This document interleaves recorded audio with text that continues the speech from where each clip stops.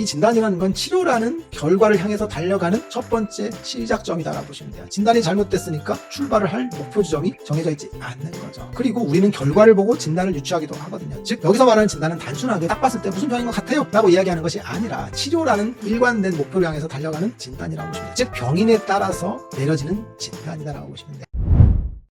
안녕하세요, 명한의사입니다. 제가 최근에 한의사분들이 보는 잡지, 매거진과 인터뷰를 했어요. 그런데 인터뷰를 하다 보니까 이 내용을 우리 환자분도 보면 좋겠다라고 얘기해서 그 질문 사항 중에서 한 꼭지를 따서 한번 영상으로 만들어 봤어요. 오늘 할 얘기 핵심은 뭐냐면 인터뷰에서 가장 중요한 질문이었거든요. 피부질환 치료의 핵심은 무엇인가요? 라고 하는 질문을 이야기하셨거든요. 그런데 이 질문의 답은 사실 한의사분들 상대로 했던 답과 일반인들 상대로 했던 답이 다를 수 있기는 해요. 그런데 이 핵심에 흐르는 면면은 사실 비슷하다고 보시면 될 것 같아요. 그래서 오늘은 제가 피부질환을 치료할 때 핵심은 무엇이냐? 라고 이야기하는 그 내용을 한번 이야기해 주고 싶은 그런 거죠.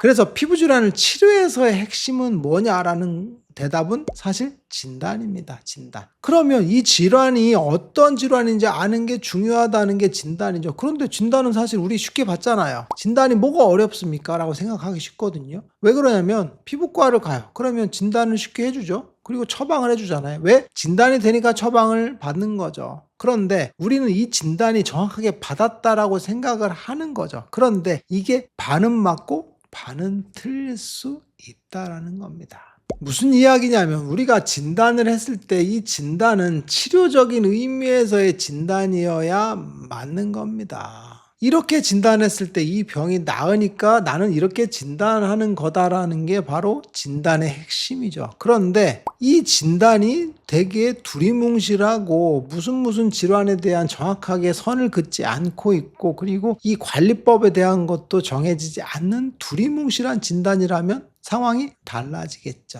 그래서 내 진단이 도대체 뭘로 나왔는지를 아는 방법은 서류를 발급해 보면 알겠죠. 그래서 진단서를 발급해 보세요라고 하거든요. 그러면 진단서를 발급해 보면 환자분들이 깜짝 놀라죠. 내가 생각했던 설명 들었던 내용과 다른 피부 질환인 경우들이 많습니다. 상세불명 피부염, 상세불명의 가려움증. 나는 상세불명의 가려움증 때문에 치료한 게 아닌데, 나는 지루성 피부염을 치료하기 위해서 갔는데, 머리가 가려워서 갔는데 상세불명 가려움증. 나는 얼굴이 붉어져서 갔는데 상세불명의 피부염. 우리가 생각하는 건 좀 다르죠. 정확한 진단이 맞나요? 아닐 수 있죠. 왜? 나는 내가 치료해주고 싶은, 치료받고 싶은 질환에 대해서 갔는데 상세불명이 아주 두리뭉실한 병명으로 나오는 거죠.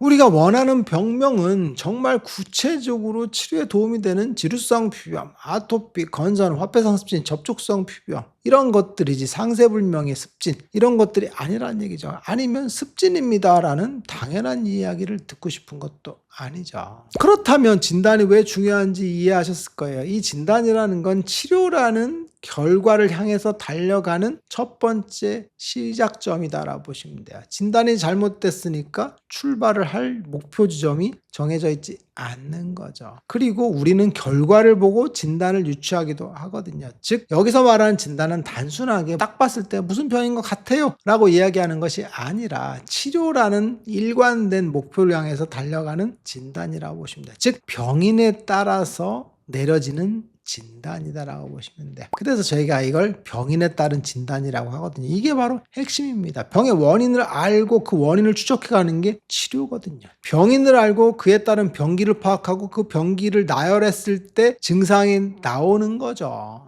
그러니까 그 증상들 몇 면을 다 합쳐놓고 보니까 멋진 진주 목걸이 같은 그런 형태가 되는 거죠. 즉 부속들을 펼쳐놓고 봐도 자동차인 거고, 결합을 시켜놓고 봐도 자동차인 거죠. 증상 하나하나를 봐도 지루성 피부염인 거고, 증상 전체를 그냥 딱 봐도 지루성 피부염인 경우죠. 왜? 진단이 정확하게 잘 되면 부분으로 봐도 지루성, 넓게 봐도 지루성 피부염이 되는 거죠. 그래서 일목요연하게 다 해석이 돼야 되고 치료적으로도 일목요연하게 다 사라져야 되는 거죠. 그래서 예를 들면 지루성 피부염으로 진단을 했어요. 그런데 치료했더니 전부 다 사라져. 맞죠. 그럼 제대로 진단하는 거죠. 그런데 지루성 피부염을 진단하고 치료했더니 증상이 거의 안 사라지거나 하나만 사라져. 나머지 6개 증상들은 안 사라져. 그러면 진단이 잘못된 걸 수 있겠죠. 왜? 부분은 맞게 진단한 것 같은데 치료했더니 합체가 안 돼요. 그러면 부분과 전체가 안 맞는 거죠. 즉 피부병이라는 건 개별 증상들이 모여서 병을 만드는 건데 그 병의 증상들이 병인이라는 일관된 원인에 의해서 발생했다라고 보는 거죠. 그래서 일관된 증상들을 모아서 병으로 진단했더니 그 병이 되는 거죠. 반대로 얘기하면 그 병의 병인들로 일관되게 치료했더니 그 증상들이 다 나가떨어져. 하나씩 다 소거가 돼. 그랬더니 병이 다 사라졌어. 그러면 그 병으로 진단하는 겁니다. 그래서 부분과 전체가 동시에 증상이 좋아지고 동시에 해석이 되는 게 바로 진단의 올바른 정의다라고 보시면 되고, 피부질환 치료할 때 가장 중요한 게 진단인 이유죠. 왜? 병인에 따라서 일목요연하게 진단이 되기 때문에 그렇습니다. 그렇다면 왜 양방 피부과적으로는 진단을 제대로 못할까요? 진단을 제대로 하고 있는데요 라고 생각하면 오산이죠. 왜? 기승전 스테로이드라고 얘기했죠. 무슨 질환으로 진단하던 스테로이드를 준다라고 얘기했고 항생제를 준다라고 얘기했고 항히스타민제를 무조건 넣어주겠죠. 그런데 이렇게 진단했을 때는 문제가 있죠. 왜? 그 질환에 대해서 일목요연하게 해석이 안 되죠. 그러면 왜 이렇게 진단을 하기 어렵냐라고 이야기를 하는데, 이건 사실은 스테로이드나 면역 억제제 때문이다라고 볼 수 있어요. 역설적으로도 이 피부 질환을 가라앉히기 가장 좋은 약인데 이 진단을 오히려 방해할 수 있겠죠. 왜 그러냐면 피부염이 생겨요. 그러면 스테로이드를 바르죠. 그러니까 증상이 억제가 되죠. 그러니까 그 병이 억제된 형태로 보겠죠. 그래서 이 피부병의 자연적인 형태, 질환의 자연사를 관찰하기가 어려운 거죠. 어떻게 악화되는지, 어떻게 망가지는지를 볼 수가 없습니다. 그런데 이 망가진 형태와 그게 자연적으로 회복되는 형태를 실제로 동시에 봐야지 병인의 모습을 볼 수 있는 거죠. 조금 냉정하게 얘기해서 우리가 어떤 사람을 관찰할 때 그 사람이 망가진 상태를 봐야 되는 거고, 그 사람이 정상적인 교육을 받았을 때 어떤 형태를 보이는지를 볼 수가 있겠죠. 그래서 관찰할 때는 그냥 관여하지 않고 보기도 하거든요. 정말 무서운 이야기지만 실제로는 그럴 수 있어요. 그게 그 사람의 면면을 알 수 있는 건데, 피부질환도 마찬가지입니다. 피부질환의 자연적인 자연사를 관찰할 때 이 병의 원인, 병의 모습, 진면목이 보이는 거죠.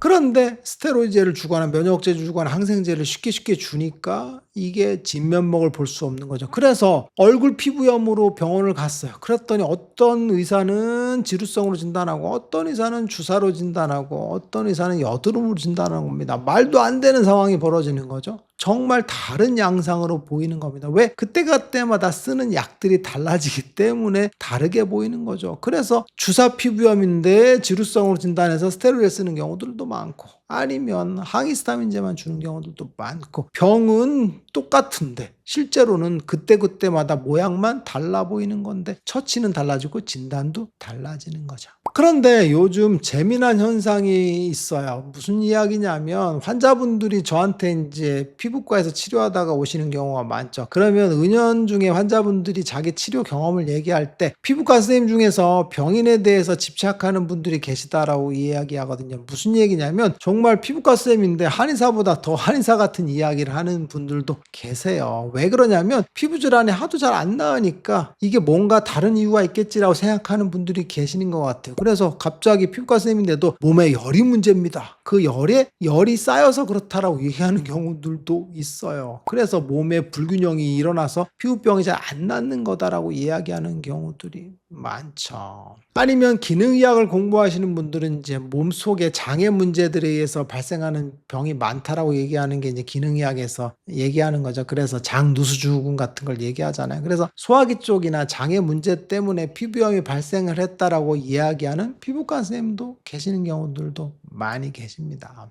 그래서 결론적으로 말씀드리면 피부질환의 치료의 핵심은 병인이고, 그 병인의 핵심은 병인적인 진단이다라고 보시면 돼요. 그 진단이 정확하게 됐을 때 병에 대한 그런 모습을 알 수가 있고 치료에 대한 접근이 가능하겠죠. 이게 안 됐을 때 스테로이드를 쓰거나 면역제제를 쓰거나 항생제를 쓰거나 증상을 억제하는 데 급급하는 거지 병에 대한 접근을 못하게 되는 거라고 보시면 될 것 같아요. 묘한의사에게 궁금한 거 있으면 댓글 남겨주세요. 영상을 통해서 답변을 내겠습니다. 빠잉.